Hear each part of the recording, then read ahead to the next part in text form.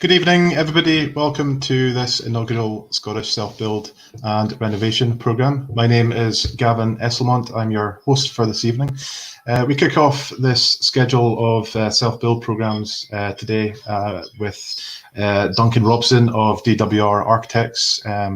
If the technology gods are looking over us this evening, we are hopefully going live across all our social media channels.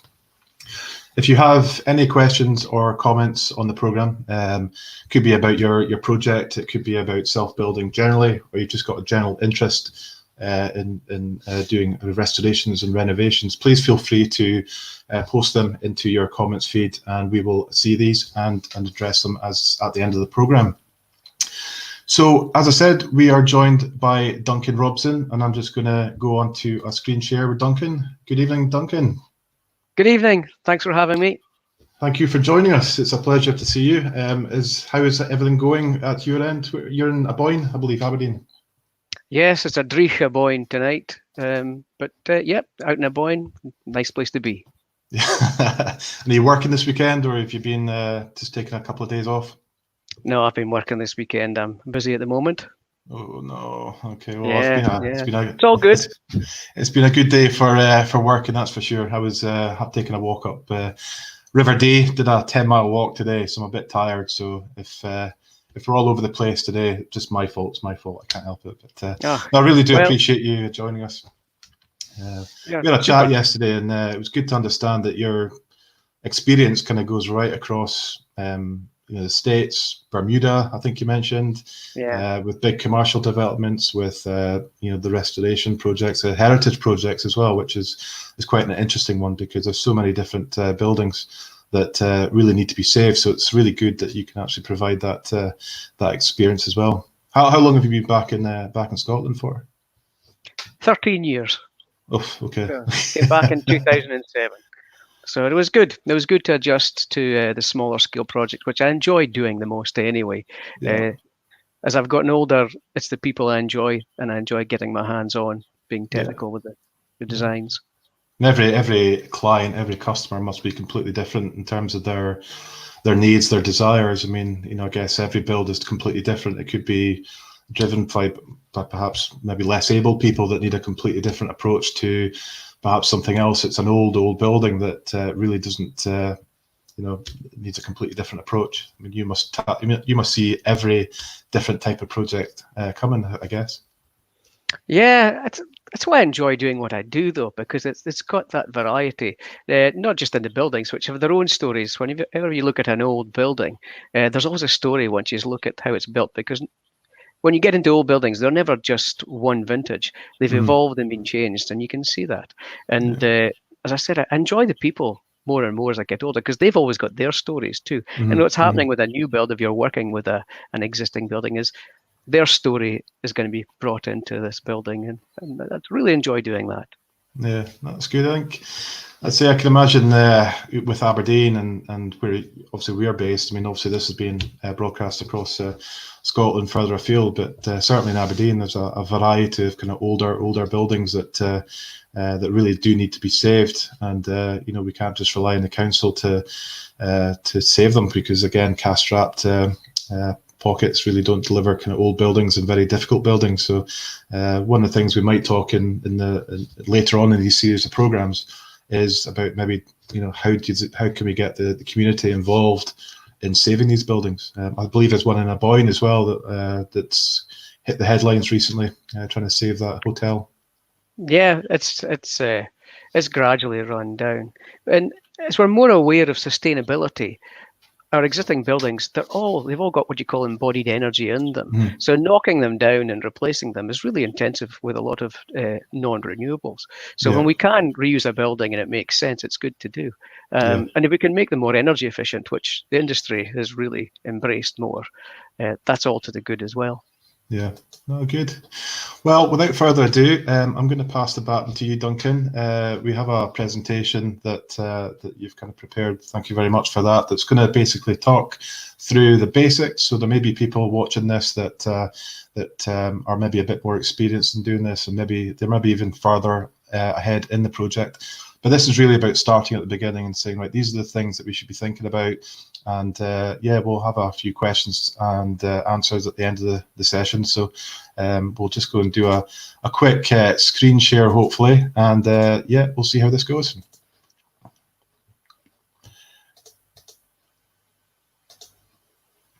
My name is Duncan Robson. I'm a chartered architect with over 35 years of experience in architecture and project management. I'm also the owner of DWR Architecture in Aboyne. Thank you to Scottish Self-Build and Renovation for providing the platform to present managing your self-build or renovation project. A self-build project can be a new house build on its own plot of land, barn or steading conversion, renovations, alterations or additions to existing buildings. I'm going to talk through a general overview of various aspects of self-build from beginning to end. One of the first things you need to consider is money. You need to set a realistic budget and start managing costs at the earliest possible opportunity. How much can you afford to spend? Will you spend 50,000 or 2 million? To do this, you should look at your cash available on hand. What equity do you have in your property? And how much are you able or prepared to borrow? You should also look at the proposed value on completion, sometimes known as a return on investment. You can look at local property agents' valuations of similar properties in the area of what you're proposing to build to see what your top line will be. You also need to consider how long you'll stay there. Are you looking to make a fast profit and do a flip sale? Or is this going to be the long-term family home? On average, people stay in their own house for just under 21 years. From a nationwide building society survey, the average increase in family home from 1975 to 2019 was 2.9% over the rate of inflation.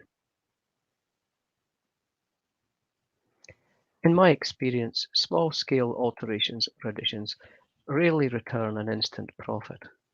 In fact, self-builds are not necessarily cheaper, but they are nearly always better. Not all of your money will go on the construction. A significant amount, of course, will go on the purchase of your property and legal costs. Another not insubstantial amount will go towards statutory and consultant costs and fees. You'll notice in this example, there isn't an amount for VAT, as new houses are zero rated. You'll notice on here that the purchased cost is roughly about a quarter of the overall project. On other projects, you may need to consider extra additional costs. On a remote site, for example, you may find that the cost of getting electricity to the property is quite high, easily up to £20,000. Private drainage could easily run up to £10,000. When you're working on existing buildings, VAT kicks in at its normal rate, which is currently 20%, which can take a sizable amount of money out of your overall budget. One of the first questions I'm regularly asked before pen has even touched paper is, so how much will the building cost? In order to answer that, we really do need to put some measurements on things. What I've shown here is a list of house types and approximate gross internal floor area and costs from low, average and higher. Although it's easy to focus on the low column, we have to be honest that that's probably unrealistic unless you're going to use a straight off-the-shelf kit. The higher costs are indicative of something like a passive house, a higher specification. And for most properties, the average column is a realistic price. The costs shown here are a couple of years old now and are based on a general contractor carrying out all the work and being responsible for the construction management. I've also observed over the last couple of decades that the expectations for the size of homes has increased significantly, where 150 square meters plus is becoming the norm. The illustration here shows a fairly typical construction cost breakdown for a new self-built house. You'll notice that most of the costs go on the joinery work and the builder work. Two other segments that are fairly significant, one being preliminaries. Preliminaries generally cover things such as insurances, machine or equipment hire, fuel costs, scaffolding, site toilets and welfare facilities, etc. The other, provisional sums. Provisional sums are allowances for work or materials that have not been fully specified and costed when construction work begins. Examples for a provisional sum might include kitchen fixtures, bathrooms, or perhaps finishes which have still to be specified. I'd make a note that provisional sums will also change up or down as final selection is completed. A 20% variation on this sum can be expected. If you are considering managing the construction yourself, you might save up to 20% on the overall construction. As tempting as this might sound, I would note that you really need to be experienced and have good contacts.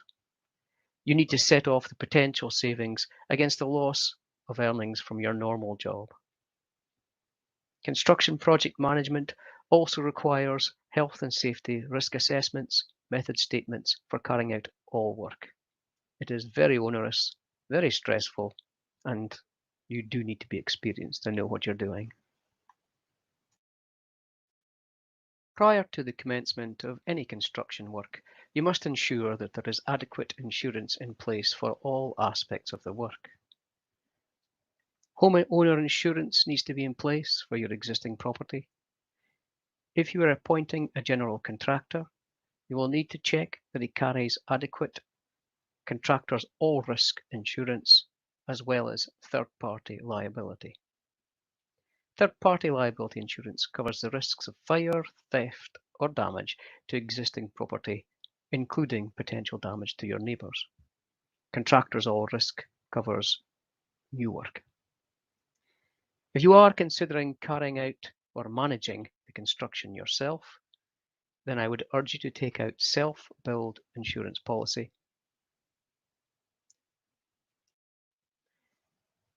This should provide cover for your own labourers as well as separate trades or firms that you employ. The general level of cover at the moment for construction insurance is around 2 million, and then on third party for life or injury, £10 million. Building warranties, often referred to as structural warranties, apply mainly to new builds. It's not compulsory, but most lenders will require one. You may have trouble selling a house if it's less than 10 years old if you don't have a warranty in place. Lenders will typically only lend on a new build when the property is covered by a warranty scheme, for example, the NHBC Buildmark scheme, or alternatively, a Council of Mortgage Lenders Professional Consultant certificate, often referred to as a CML. Structural warranty provides insurance and warranty to protect homeowners should a problem occur when their home before or after completion of construction. It is also transferable if a house is sold. A CML certificate, on the other hand, is not an insurance policy. It's simply a single-page document signed by a professional construction consultant, certifying in summary that he or she has visited the site from time to time and that the property has generally been constructed to a satisfactory standard and in general compliance with the drawings and specifications. The professional usually states the amount of professional indemnity insurance that he or she will maintain. That insurance, however, covers the professional, not the homeowner. You may be in the position where you've decided you want to build your own home and are looking for the perfect location. First place to look might be your local solicitor property centre. You could ask around locally if property might be coming on the market. Local architects often know of new plots. Estate owners are known to sell off some properties from time to time without necessarily advertising. If you find a site or a plot you like, getting the opinion of an architect can be beneficial in spotting its potential or significant hazards. Before submitting a formal offer on a plot, you might also consider paying for some site analysis, looking into the planning history, assessing the physical constraints or issues with the land, or identifying the location of the nearest utilities such as power, water, etc. Appointing a good architect will make a major difference to the quality of your self-build experience, the quality of the design, and the finished building. The title architect is protected in law in the UK. Only a person who has undergone a minimum of 7 years thorough education, training, and experience is eligible to join the Architects Register and become an architect. Registered architects are legally held to strict codes of professional conduct and practice. Members of the Royal Institute of British Architects and the Royal Incorporation of Architects in Scotland are held to higher standards still, including a minimum requirement of continuous and ongoing professional development and training. Smaller practices of no more than 6 staff will typically provide a more personal service with experience and flexibility to suit most self-builder needs and budgets. The larger practices tend to find it more difficult to offer the same level of personal service. The principal or partner architect is also the one that should be managing your project on a day-to-day basis. Architects are required by law to carry professional indemnity insurance. Most lenders will also require this. There are other types of designers, but none are as well trained in design or held accountable to the same standards as above. Health and safety is paramount in the construction, future maintenance, and end of life of your new building. The Construction Design and Management Regulations of 2015, commonly referred to as the CDM regulations, place greater emphasis on domestic self-build projects than before. Complying with the CDM regulations will help ensure that no one is harmed during the work and that your building is safe to use and maintain while giving you good value.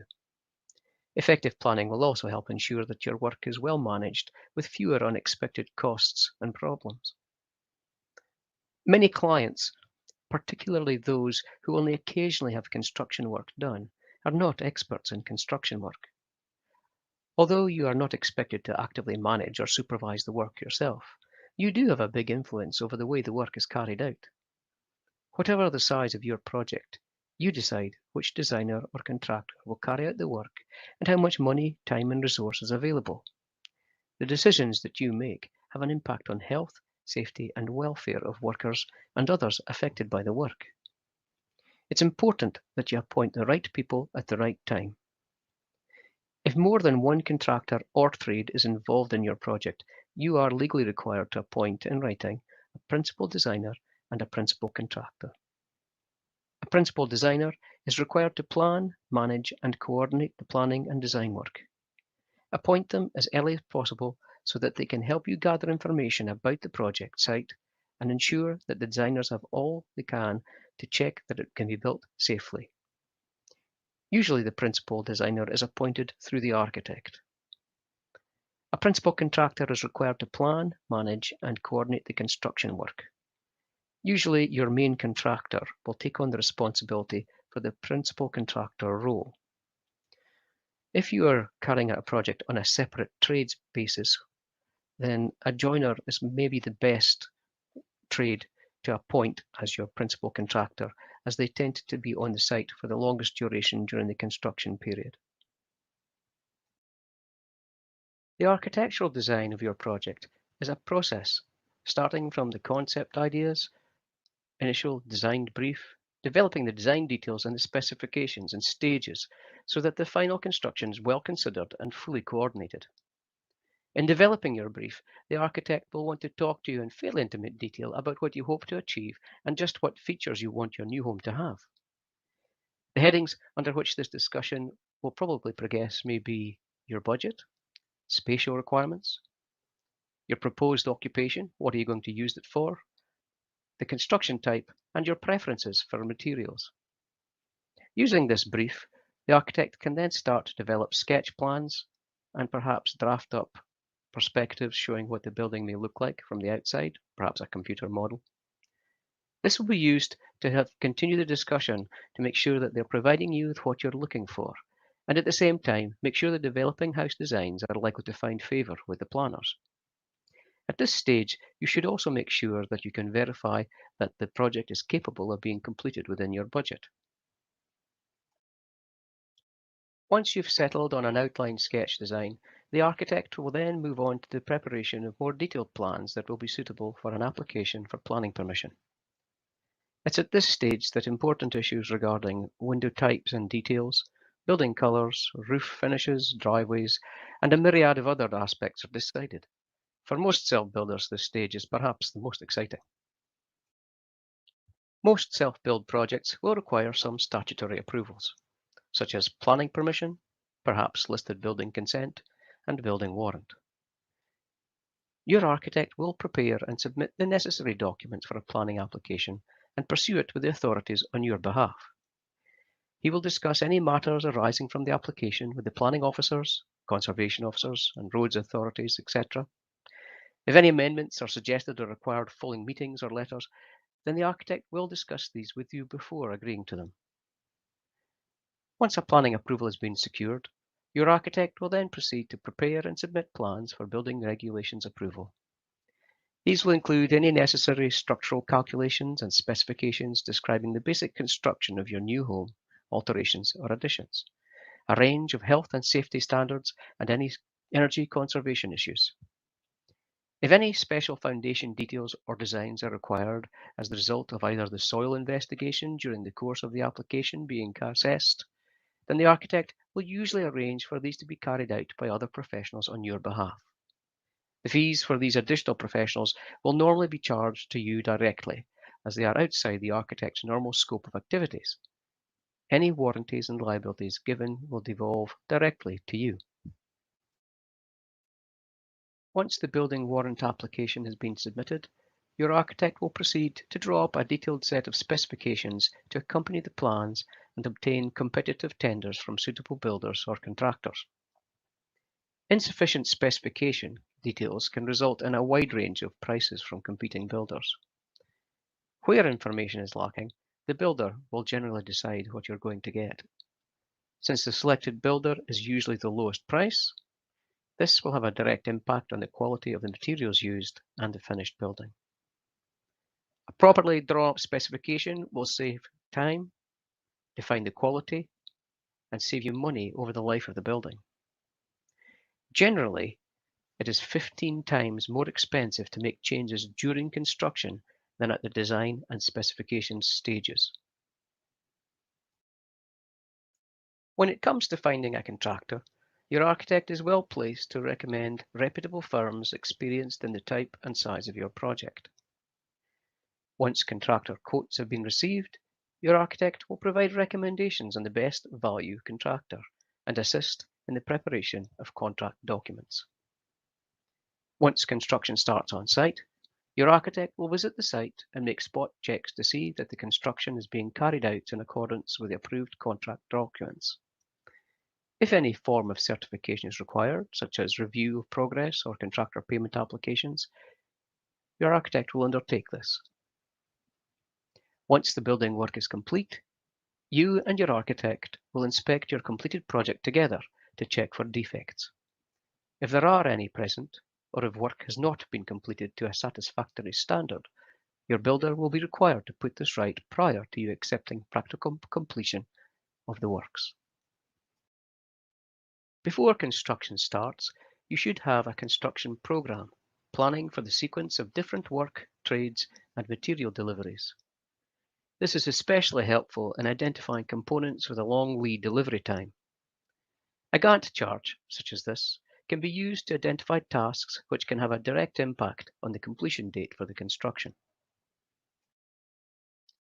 Handing over and moving in. This is what it's all been about. And once your renovation, extension, or new home is completed, it will be handed over in return for the final stage payment.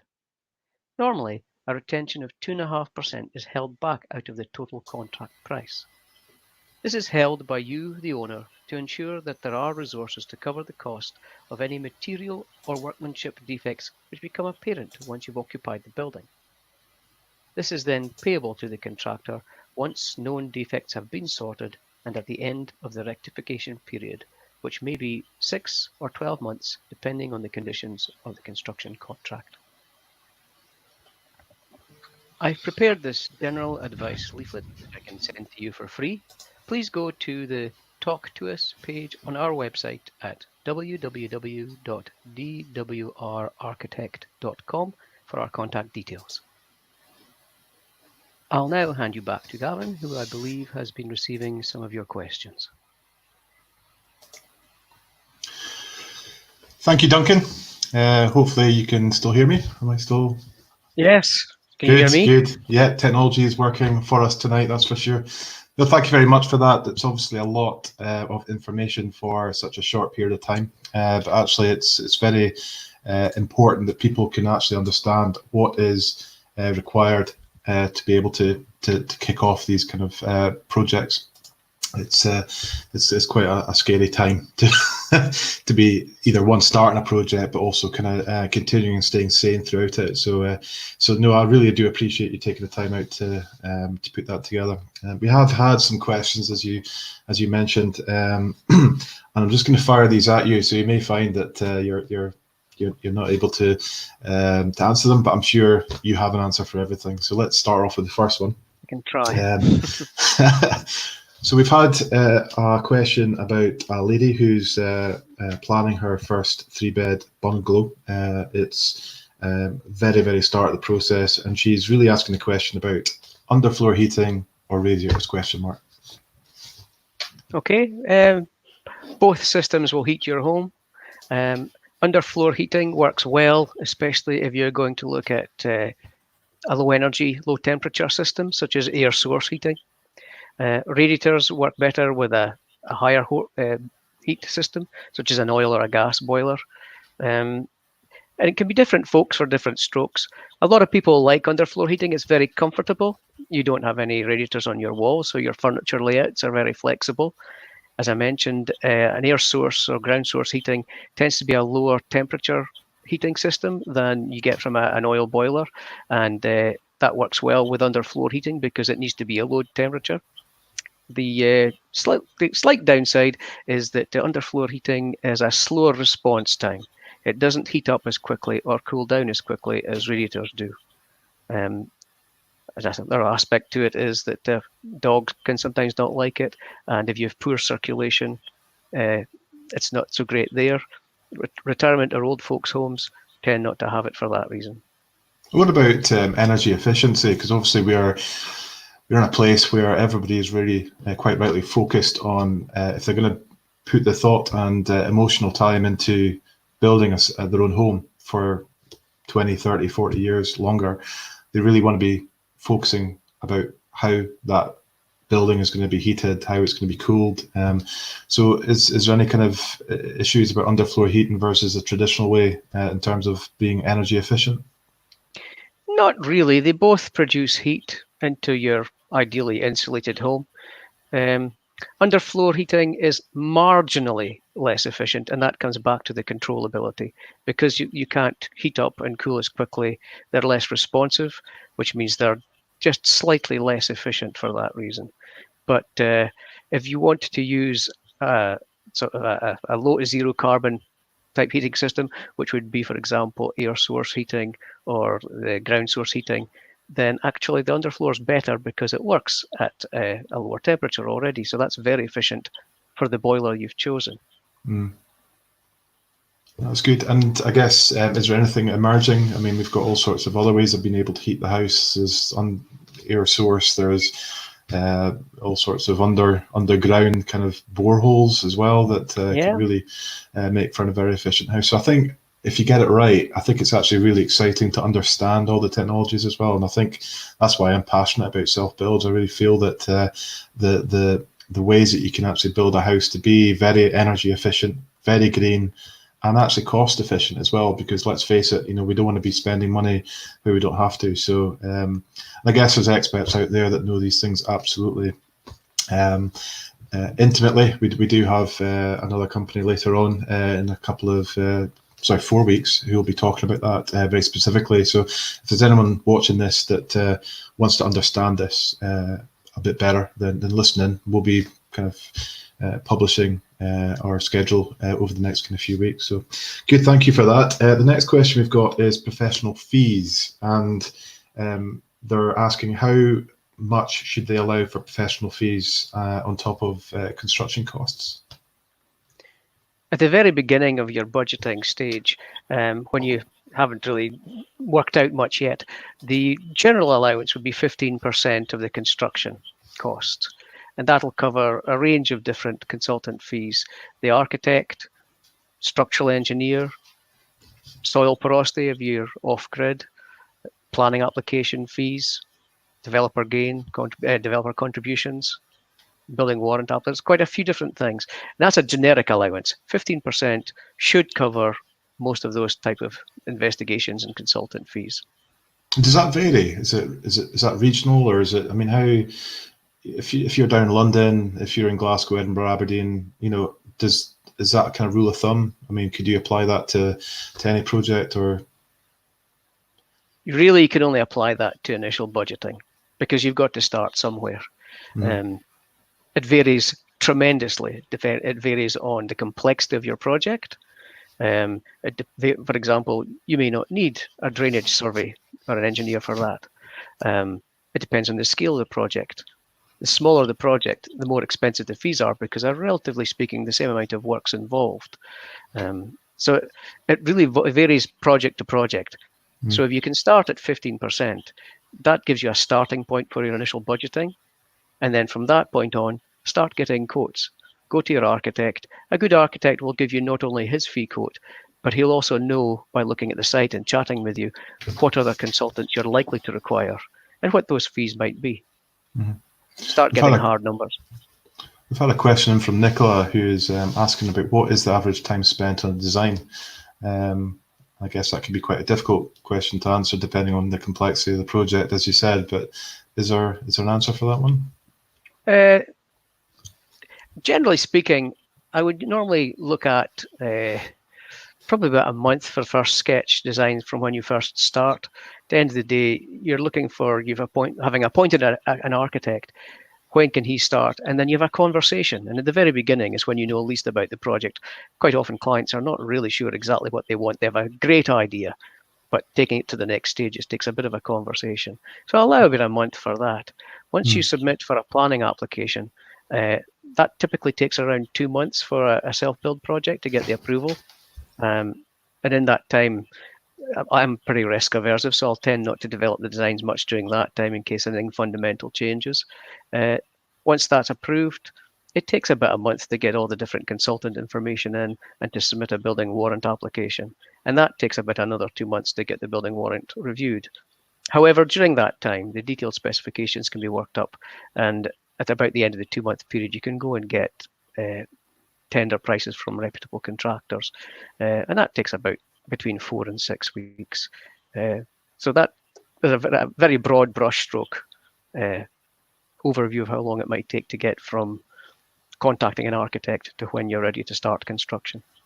Are you finding any impacts right now with obviously COVID going on and all the other impacts that we're experiencing? Are you finding a slowdown on planning approvals or any other impacts? No, I do believe that the planning department's a bit quieter. The biggest impact for me and my business is that construction stopped. So projects that I had that were under construction have just had to stop. Ones that were due to start are now waiting in line for when it starts again, which will hopefully be this week. So that's been the bigger impact. Yeah. Nicola, hopefully that's answered your question. Thanks for that. We also have a question about what is the going rate for an architect? That's really not very easy to answer. There isn't a number. It'll depend on, well, it depends what you want them to do.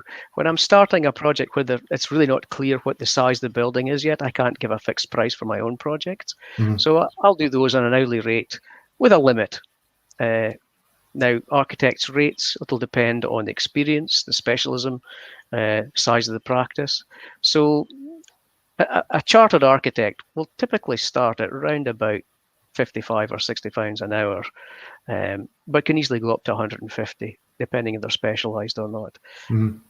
I usually, for when it's not defined work, I'll put a limit to say, look, we'll do work up to 500 or £1,000 with a checkpoint, just so that it doesn't run out of control.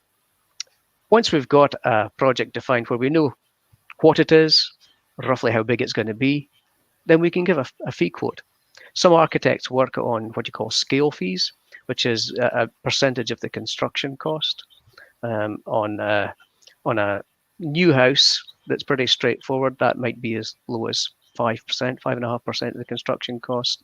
On a small listed building that's really complicated, that could easily go up to 14% or more. Mm-hmm. Generally, in my practice, I'll look at the scope of work, base it against projects that are similar I've done before, and I'll give a fixed price so that people know when they start what they're going to get and what they're going to be paying. And that only changes if the scope of work or the design changes significantly at a later stage in the project. That's one thing I was going to ask, I guess, with fixed price quotes, that if there is any significant changes, it could be client driven, it could be product driven, it could be service driven. Trying to manage that and being upfront and honest with the client to ensure that they are aware that every time you make a change, you're likely to incur additional costs, and not just time and labour, but of the design team, but obviously it could have a serious effect on what's already been done. It could be product choice as well. The ramifications for change could be quite huge, especially when you're on site. That's right. Well, certainly, as I mentioned in the presentation, design is a process worked up in stages. So at each stage where, let's say you've done the first part and you've got the spatial layout sorted, that should stay pretty much there with enough flexibility for the design to be refined. If a client decides they want to add a room after you've got planning approval, clearly that's an extra cost. There's a lot of more work involved to go back and do that. Change happens. And so we have tools for managing change within the construction period as well. Yeah, and I guess as a client sees their project and their dream rise out of the ground, then there's likely to be quite significant changes as well. It could be that once you're seeing this physical thing in front of you, that you maybe want to change the orientation of a room or whatever, and I guess these things happen. It's really just understanding the impacts of that. I guess that's your job as an architect, as a project manager, to ensure that they understand what those ramifications are.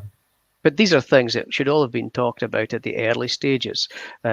We start by looking at the site and where the sunlight comes from and where the views are, looking at the site first. So you know this before you start. So there really shouldn't be something as fundamental as changing the orientation of a room. But people can change their minds. And as I say, we have the tools for it. But major changes later in the project are pretty costly. So it's good to have all those kind of conversations while it's on the drawing board. It is about relationships as well. I mean, you're on the journey with the client, and it's really important to get to select the right architect that's right for you and the project as well. I mean, if you get it wrong at the start, how would you change that out? Again, that could be as costly as making physical changes on site. So it is, yeah. One other question that I've actually got in terms of insurances and warranties, but when you have, let's say you've bought the land, you've got the plot of land, you've got perhaps an outline plan and permission, so you do realise that you could probably make this happen. When should you be purchasing all these insurances? And like, for example, you mentioned there, I think it was third party or public liability or something. When should you actually be purchasing and putting these insurances in place? Well, if you've bought a property with anything on it, then you'll want to have homeowner insurance on it anyway, just as if you buy any other home. In terms of the builder work insurance, again, it comes back to whether you're doing the work yourself. If you're getting a contractor to do it, then he's the one that will have the contractor's all risk insurance and the third party insurance. As a homeowner, you will need to let your homeowner's insurance company know that you're having work done. And what happens is during the course of the construction, the work that's completed and becomes part of the structure starts to fall within your homeowner's insurance because you'll have paid for it and you now own it. So that transition occurs all through the job. Nicola's asked us a question, and it goes back to your presentation where you mentioned about building your own home. It's not necessarily cheaper, but it is better. So apart from the obvious, having a design that suits your family, what else is better about it? Is it cost driven? Is it schedule driven? Is it perhaps you've lived your life and now you've got some pennies in the bank and you want to kind of build your dream home? What? Oh, there are so many opportunities for having a much better quality building. Right back at the very beginning, when you look at your site and you actually tailor your building to fit the site and the views out and to suit your lifestyle. If you've got an outdoor lifestyle, having, for example, a mudroom at the back, which doesn't happen on off the peg houses. A mudroom? You ever heard of a mudroom? A boot room? No, please tell. What's a mudroom? Okay. Well, pen at the ready. We are quite a rural country, and we all a lot of us like our outdoor stuff. You've got dogs, bikes, kids, boots, and so on. And having a space that's not your front door where your visitors will come, where you can go and take your wet coats and your boots and pile them up, doesn't exist in most off the peg houses, and yet it's a really important room. Another aspect too is that utility rooms in most standard houses are big enough for a machine, but they're not actually big enough to use as a utility room. These are just little things, but actually having the rooms facing out to the views that you want to see by looking at the site, having the house oriented and the rooms oriented so that the sunlight comes in the right time and the right way, and you can take advantage of solar gain, which is essentially free heat and power. You can do all of that when you're designing it from scratch. A kit house is not designed in that way. They're a prototype. They're plonked down to face the road. So you lose all these opportunities, and they're a little bit of one size fits all, but actually one size fits nobody. So having a building and rooms that you like, where you like them, to fit the way you live, you have that for the rest of your life, for the time you stay there. That makes a big impact to how you feel. Another aspect too is when you're doing a self-build yourself, you can say where you spend your money and where the different qualities go. So you may want to have triple glazing, you may not. But you can choose all of those things. And almost every time when you're building a house from scratch, the overall quality of every component is usually higher than a mass-produced house, which is basically done right down to the last half millimeter to be as economical as they can to make a profit for the developer. So in every quality aspect I can think of, building your own home, you'll end up with a better result. And I can imagine, I enjoy sitting out in the evening with perhaps a glass or two, and I think it really helps just with mental health. Really, is being able to sit in the sun in the evening. And I know various houses that I've had in the past, you lose the sun at say 6 o'clock, and you don't get the sun. And these are probably things that are important to me. So in terms of my brief that I would give to an architect or a project manager would be, these are the things that are important to me. I want to be out in the country, for example. I want to have the sun all the way through the evening as well. And these are things I guess you can pick and choose if you get the right plot. And I suppose as much effort needs to go into finding the right plot as well, because that could probably take as long as it could to build a home in the first place. It can do. And then designing from scratch is when you absolutely maximize the plot itself, what it has to offer. And again, that comes back to quality.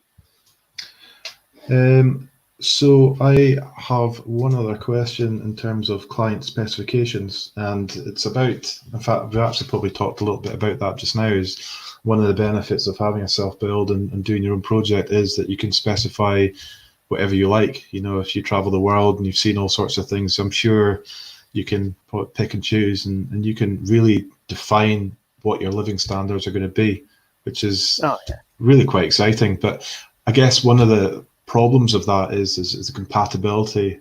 So the client likes this, the client likes that, but then how do you actually build it into a cohesive design, which I guess when people are walking into a home, you want to make sure that it all fits together. Is that something that you've seen problems with in the past, where the client kind of specifies as perhaps too much, and then from a design perspective it just becomes a bit of an issue to deliver that project? It can be. but generally not. It falls into the other aspect that I really enjoy when I meet clients, because they have all this history and this stuff. I had one client who I can't remember where they lived, but they had these lamps, these coloured lamps from Morocco, and they were quite long hanging ones, and said, "I'd really want to incorporate this into my house. Can we do that?" And I was, "Yes, we did. It looks great and really unique." So you come to their house and they have that. It's like, wow, you won't see that anywhere else. Yeah. The house wasn't designed around the lamp, but we knew that we could coordinate all of that. Say, yeah, I can find a place where that will work well. Yeah. By them letting me know they had this, of course, I had it in my mind. I'm going to make a space for that works with the overall building. I guess if you get it early enough as well, you could really make a feature out of it. I guess you could. One of my friends, they have quite an ornate glass horseshoe type glass chandelier, and it's absolutely impressive as you walk into the building through the front door. But I can imagine if something of that size, it would be very, very difficult to try and incorporate that if the house was already designed and you're just trying to fit that into an existing room. It doesn't quite work. So no, it's an interesting point. But it's all part of the conversation, because when you start chatting and finding out about people, these things come up, and I certainly find that I get to know what they like, what they're going to be like, and sometimes they don't need to tell me something. I know they'll like it just because I've gotten to know who they are, and it's great fun. No, and how are all your projects going at the moment? Are you mixed in various kind of projects? Have you got commercial developments as well? Or, how is everything going with the last 4 months now, 13 weeks of lockdown? Well, I was very fortunate. I was very busy before we went into lockdown, so I'm still working through those things. Definitely had a bit of a setback because we had to work remotely, and that took a bit of change of gear of getting computers out to houses and using things like Microsoft Teams and Zoom and so on to be able to then share the work and communicate. I've had to end up doing work that I normally would have somebody else do. So definitely a setback.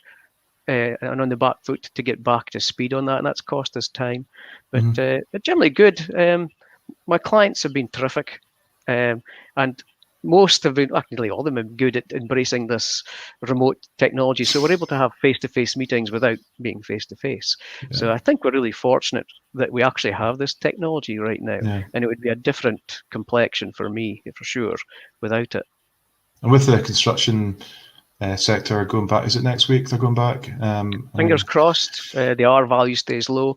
This week it'll go back. Yeah.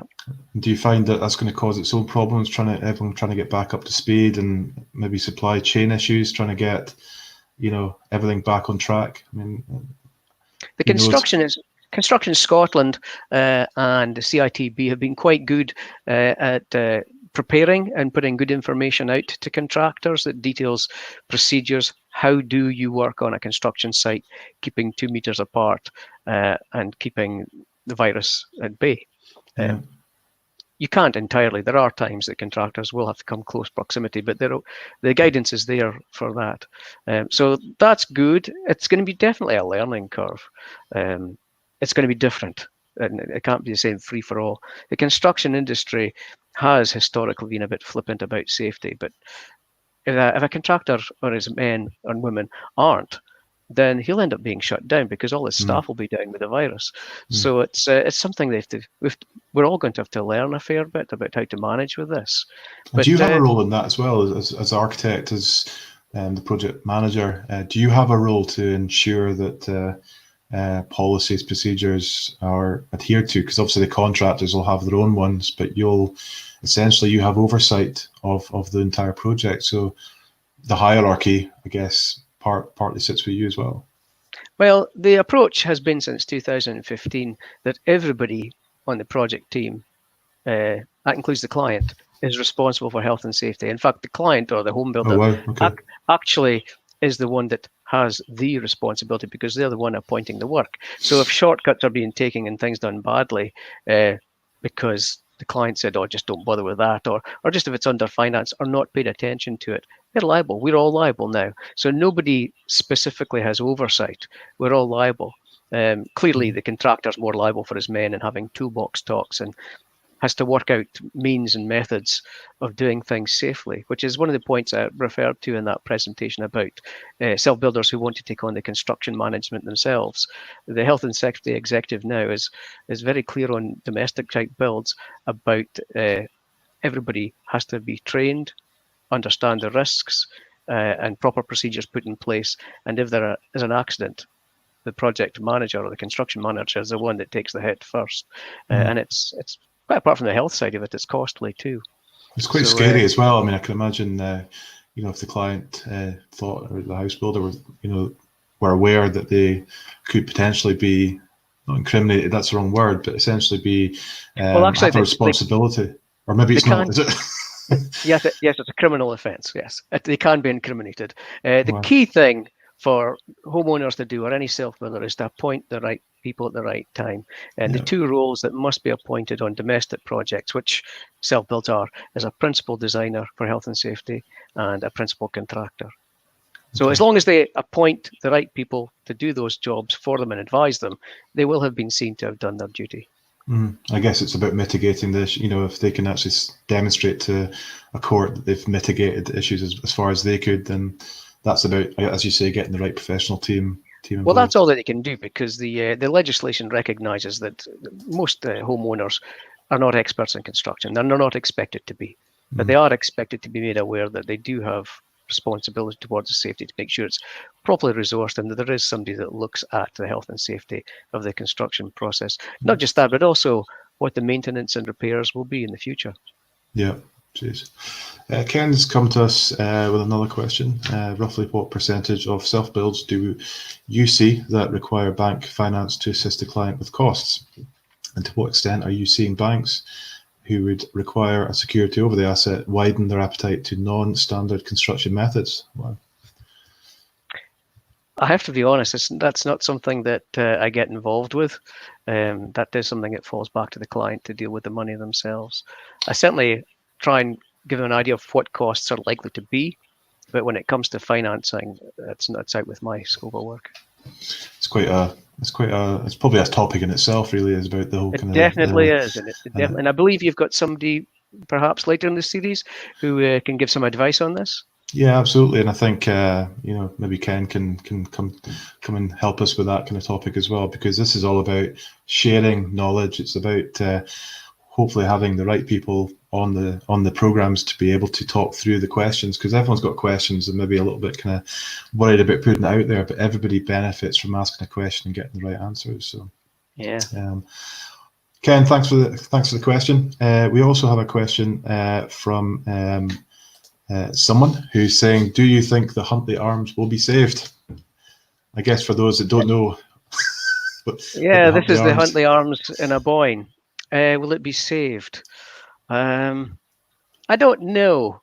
Not in the format that it's in, I don't think, and that would be a good thing. The Huntley Arms used to be a high-end luxury hotel, and it just entered a slow demise and was added to at different periods of time until it slowly just wasn't viable as a business anymore. And it's now very run down and become a building that would need an awful lot of money spent on it. So this is probably an example of a community coming together. And you know, I think I saw a little bit of press coverage about it, and it was actually really exciting to see people coming forward and saying, look, we need to save this building, and that's really exciting because it brings the community together, but actually the heritage of that building as well is it's on a prominent site, and you know, to see that building kind of get any worse, I think it's a criminal, you know. Oh yeah, well, it's a hugely important building to a Boyne because it's right in the heart and it's very, very visible. I've been involved with that building for the facade, trying to get the facade improved in the past when I did some work for Scottish Enterprise, and I did speak to the building owners at that time. Unfortunately, it was part of a pension group, which means that whole kind of direct sense of ownership is lost. I think it will come back and be used as something. In my opinion, it probably should take some of the older parts down and reduce the size of it, change what it is. It has to be viable. I've done a lot of work on hotels and leisure places over the years, certainly when I lived in Bermuda, and the margins in hotels are really tight.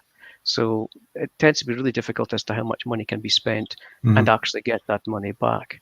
So I think a study needs to be done. I believe there's a proposal to do a feasibility study to look at the assets that are there, look at what may need done and what it can be as a new business model to maybe work. Finding the injection of cash is going to be the hard part. Maybe that's a project for you to take on, Duncan. I would love to. I'd love to. Yeah. We've got one last question in here from Mike Stone. Thanks for the question, Mike. If your home is on a large plot, how would you find out if your plot is allowed to be subdivided for another home or have another home built on the plot? It's a good question. Well, in the first instance, I would go looking at the planning file and find if there's anybody in the same postcode that's had a similar sized plot and if they've subdivided it. Sometimes you can tell by looking, but it's not always that easy to get a walk around the neighborhood. So you can look at the planning file, you can see if somebody's done that and what they came across. The other aspect is to just have a chat with your planning officer. Now, before COVID-19, it used to be that the planning officers would come to your local area office maybe once a fortnight and have a surgery where you could just go and ask them. And they'll give you a quick feedback. Again, if you've got a friendly local architect, have a chat with him and he'll probably know from experience. Good. Okay, so I'm conscious of time. We've got 2 minutes, 20 seconds left. If anyone's got any last questions, we've had a little cheeky comment back. Why am I appearing as some random, yes, Duncan, save the Huntley? So there you go. There's the public have spoken, and that's the job for you. Yeah, no, that would be great. Yeah. Yes, if anybody's got any questions on some of that presentation, by all means, look me up and drop me a line on Facebook, or take a look at my website. There's a contact. My contact details are on there. Give me a call, and I'll give any advice that I can. Are you prolific on Facebook and social media, or is that not something that architects hang out on? I'm learning. Aren't we all? We have to now, particularly at the moment when we can't go out and talk to people and meet people. So it's important to be visible. So doing some more on that. Yeah, it takes time though. It's not what I was trained for. I'm an architect. I design buildings. No, it's certainly a good way of being able to communicate. And again, this is just an example of where we're moving with the times. And COVID's probably given us that little push to supplement our face-to-face events. We run Scottish Self-Build across Aberdeen, Inverness, and for next year Perth as well. So but it's not just about face-to-face now. It is really about embracing technology and being able to tap into the experience and expertise that that people like you Duncan, and many others have. And I think it's really, really exciting to know that this information is now readily available online. Well, I think a real plus as well is that the technology has made it that we're more reachable, more contactable, and it boils down to the relationships, building relationships and being able to communicate. So we're on a good place. Quick question as you're trying to wrap up. Will there be the shows later this year, do you know, with the COVID-19? I mean, yeah, it's an interesting question. We have one planned for September this year. We are keeping very close eye on the phased relaxation of the rules. Yes, currently we will be doing it. However, the format will be very much different to what people are used to. We certainly will not be having the stands as close to each other as they have been in the past. They'll be very much socially distanced. The stands themselves, as well as the people who are coming to the events, will have to pre-book, and they can only book either morning or afternoon to try and let us regulate the number of people coming through the door. So at the moment, the current phased relaxation looks promising for August being the month of events being allowed to happen. But again, everybody has to demonstrate social distancing, not just the event organisers, but obviously everybody coming through the front door as well. So if it's the right thing to do, if it's the wrong thing to do, we make that call, and we obviously kind of engage with the authorities locally, nationally, and obviously our stakeholders as well. So yes is the answer currently, but everything could change. Next year, we're hopeful that things will come back to normal. We've just got one last question from Neil Brotherstone. He's just kind of quickly come in on YouTube. If putting temporary services in, how close to proposed house should they be? Well, if you get it right, you can make it part of the structure. Otherwise, what's common is a temporary boards put up by a contractor out of the way of construction traffic. So that's what you'd think about, your site organization. Where are trucks, diggers, cranes, are you going to use them? Where are they going to go, and keep it out of the way there, but easily seen so that you can plug into it. And then when you do your final electrical connection with the SSE, it'll be in the house itself. So plan your site, plan the spaces for working. Excellent. Okay, well, we're just going to wrap this up because we've got our time and gone slightly beyond our time. So again, Duncan, thank you very much for joining us today. I hope that everybody has found this interesting and informative. If anyone has any suggestions about what they might want to see in the future, please feel free to get in contact with us and let us know. We'll be running these regularly every 2 weeks on a Sunday night at 7 o'clock. So now you have something else to watch other than the telly. So we'll be publishing them in advance, just so that you know exactly what's happening and when it is. So thank you everybody for joining us today. It's been our inaugural one. Thankfully, I think the technology has worked. We've not had any issues, so it's good to see that. So again, thank you very much everybody, and thank you Duncan, and thank you. yeah, see you soon. Bye bye. Take care. All the best.